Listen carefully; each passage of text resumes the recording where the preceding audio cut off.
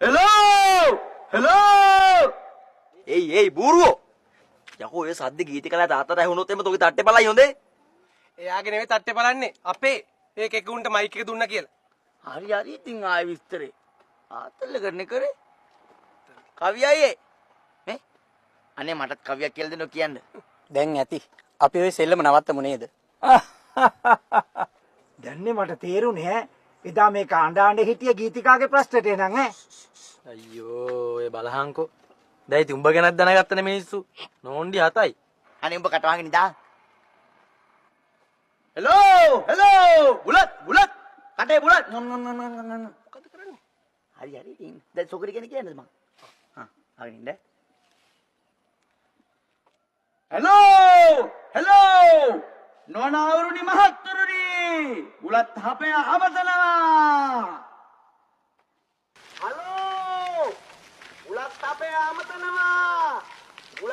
අමතනවා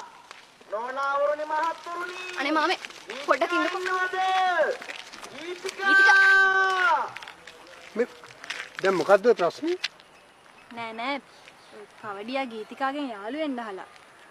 ගීතිකා බෑ කියලා ඒකද?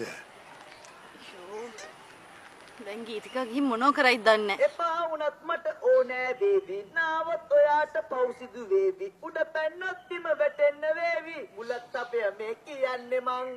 ඕ ගීතිකා මම මේ කවඩියා බුලත් කවඩියා ඕ ගීතිකා තෝ ඉස්සලා පුරුදුයන් කෙල්ලන්ට අපහාස නොකර ඉන්න හරි මගේ අකවුස ගන්න එපා උඹ තෝ දවසක් හරි ආදරය කරපු කෙල්ල නේද බා ඈ ඒකේ නම ගියකේ මුළු ගමටම ඇහෙන්න කෑ ගැහුවාම ඒකේ මේ මූණක්ව බලයිද ආයේ ගොම් බූරුවා එයා ඒ කොහොමද බලන්නේ තෝ මේ පොඩි මුදියා තෝ ඔය හුටක් වරන් ඵලයන් බයි යන තූතු කුඩියක මේක läගලා ඉන්නේ තෝගේ ලවුස්මන්ට් එක කරගනින් පාරේ තොට පිස්සුද මේක ගන්න මයික් දෙන්නේ උන්ට බයින්න බෑකෝ උන්ට නෙමෙයි මං මේ වරයි සුදු වරෙන් කිපත වරෙන් යම මෙතනින් යම මට දෙන්න පුළුවන් මේකට ගහපන් මට ගහන්න ඉතිරෙන්නේ පුළුවන් බලකට මගේ හිතේ තියෙන වේදනාව තේරෙනවද තෝගේ හිතේ තියෙන වේදනාවට තෝ ගිහලා ඉල්ල මැරියා ගමේ ඉන්න කෙල්ලන්ට පාස කරන්නේ හරි මේ මල්ලි ඕක මේ හරි තෝ කරි නටන්නේ මෙතනද නේ මෙතන නෙමෙයිනේ බලන්න